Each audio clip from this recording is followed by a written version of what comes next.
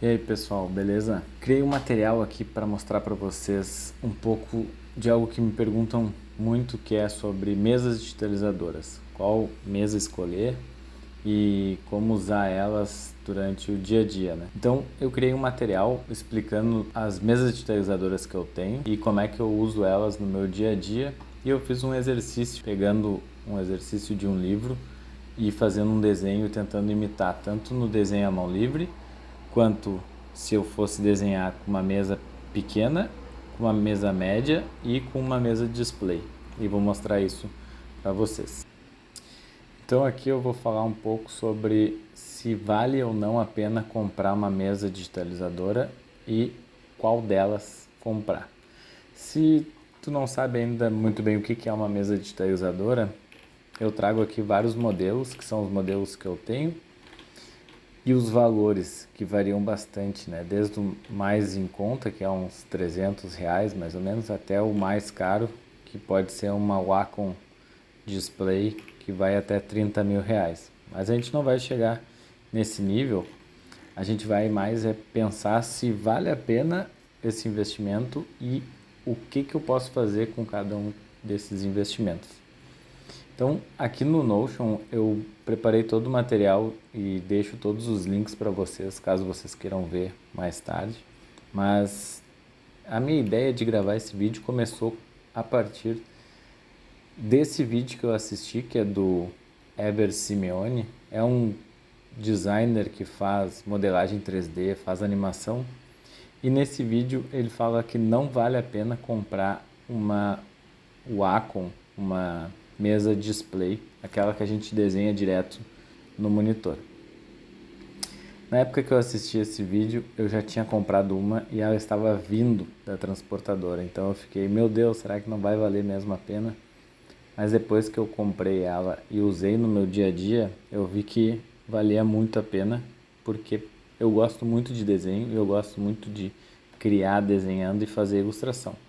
No caso dele, talvez não seja tão útil, porque ele modela muito em 3D. E realmente, para modelar em 3D, a mão na frente do monitor às vezes pode atrapalhar. Mas eu queria mostrar para vocês também um pouco da minha trajetória e as mesas que eu adquiri ao longo do tempo. E é engraçado porque todas que eu tenho até hoje funcionam e elas não decepcionam. Então a primeira que eu tive praticamente, eu tive uma anterior a essa, mas essa aqui foi a minha segunda mesa digitalizadora, que é essa Wacom Intools CTL 490. Ela já não existe mais no mercado, mas se tu procurar no Mercado Livre, por exemplo, tu vai encontrar algumas usadas. Eu comprei ela usada por R$ 150 na época. E ela, eu acho que foi que 2013, já vai fazer 10 anos que eu tenho essa mesa e ela funciona super bem. Uma nova, bem próxima às configurações dela, vale 329 atualmente. E ela é bem pequenininha, então eu gosto de levar ela para todos os lugares e ela me acompanha junto com o meu notebook. Uma outra mesa que eu tenho também é uma mesa que é a Intools PTK. Ela é uma mesa de tamanho médio, ela é wireless, então eu posso levar sem ter que conectar com fio e etc. Mas ela é muito mais cara, né? Uma nova, por exemplo, é R$ 3.624. É um valor bem alto para investir em uma mesa. E por último, a mesa que eu comprei contra a indicação do Weber foi essa daqui da Ruion Canvas 22 polegadas, que ela atualmente custa R$ 5.000 e na época eu acredito que eu paguei o mesmo valor em 2021 e ela funciona super bem até hoje e vale muito a pena. E para mostrar para vocês se vale ou não a pena, eu resolvi fazer um teste de um exercício de desenho e comparando cada uma delas. Então, eu peguei um livro, que é esse livro aqui, Sketching the Basics, tem para comprar o livro na Amazon e eu peguei especificamente esse exercício da página 101, onde ele mostra como criar as sessões e planos. E eu fiz 4 testes no total. O primeiro teste eu fiz desenhando à mão livre, então usei uma caneta de espessura 0,7 e desenhando com a caneta eu fiz o exercício, fazendo as sessões, fazendo a perspectiva e a variação de espessura de linha. E eu fiz sempre 2 desenhos em no máximo 10 minutos.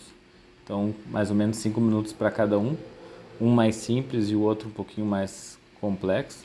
Então, esse é o resultado do meu desenho em 10 minutos, dos 2 desenhos, utilizando a caneta. Depois, eu fiz a comparação utilizando a mesa digitalizadora pequena que eu tenho. E esse foi o resultado. Então, dá para ver que o traçado fica bem mais cabeludo, né, que a gente chama, assim, com traçados com uma amplitude bem menor. A variação de espessura também não funcionou tão bem. E a qualidade do desenho não é tão boa, né? Então, essa mesa, ela é bem inicial para quem quer começar a desenhar com uma mesa digitalizadora, mas ela não vai te entregar muito depois de um tempo. Tu vai ter que evoluir para uma outra mesa. E eu fiz o mesmo exercício daí com uma mesa digitalizadora com tamanho médio, e aqui a qualidade já aumenta um pouquinho, mas dá para ver que o traço ainda não é tão bom. Fiz também os mesmos exercícios próximos, né? 2 desenhos em 10 minutos, um mais simples e um pouquinho mais complexo. E também o resultado não é tão interessante, mas como eu tenho mais amplitude no meu traço, eu consigo fazer um desenho um pouquinho melhor. Então, mesa digitalizadora convencional, eu consigo fazer mais coisas de pós-produção, assim, de tratamento de imagem, ou mudar a cor de um cenário, mudar a cor do objeto, do que fazer um sketch, do que fazer um desenho traçado. E por último, eu fiz utilizando a mesa display, que daí aqui eu acho que vale a pena, e a comparação com um desenho manual, um desenho feito à mão, ela praticamente supera em qualidade, né? Então aqui eu fiz os 2 desenhos também em 10 minutos e eu consigo ter uma variação de espessura, um traçado quase que contínuo, sem usar vetor, sem usar nenhuma ferramenta de pen tool, só com brush, mas a qualidade fica muito boa e simula como se fosse um desenho à mão livre, só que com todas as ferramentas disponíveis do digital, né? Como Ctrl Z, como dar zoom, rotacionar, então vale a pena. Claro, no time-lapse dá para ver essas relações. E no final eu fiz aqui uma comparação entre essas diferentes categorias e o quanto isso envolve tecnologia e preço e quanto isso envolve habilidade de desenho. Então eu fiz no meu Instagram eu postei esse gráfico, mas é um gráfico que mostra que o desenho à mão livre e o lápis, ele funciona desde do baixo nível de habilidade até o alto nível, e a tecnologia a gente vai ter uma limitação, né? Então a gente começa com uma mesa digitalizadora mais simples, e se a gente quiser uma qualidade maior, a gente tem que ir no final para uma mesa display. Então, se vocês tiverem interesse, eu recomendo que vocês comecem sempre com uma mesa digitalizadora o mais barato possível, de preferência usada, porque essas mesas elas nunca acabam. E assim que tu ficar bom e que tiver confiança no teu traço, no traço digital, né, utilizando Photoshop ou qualquer software de pintura digital, daí ao invés de comprar uma mesa intermediária e que vai ter um valor alto, eu recomendo que vá direto para uma mesa display e use essa mesa display para simular o mais próximo de um desenho à mão livre, certo? Então eu deixo vocês aí com algumas imagens também do resultado dos desenhos que eu desenvolvi, e qualquer dúvida vocês podem também botar aqui nos comentários que eu tento responder e explicar um pouco melhor cada uma das características das minhas mesas. E se quiserem comprar alguma também, a gente pode ir se falando, certo? Nos falamos aí, pessoal. Um abraço.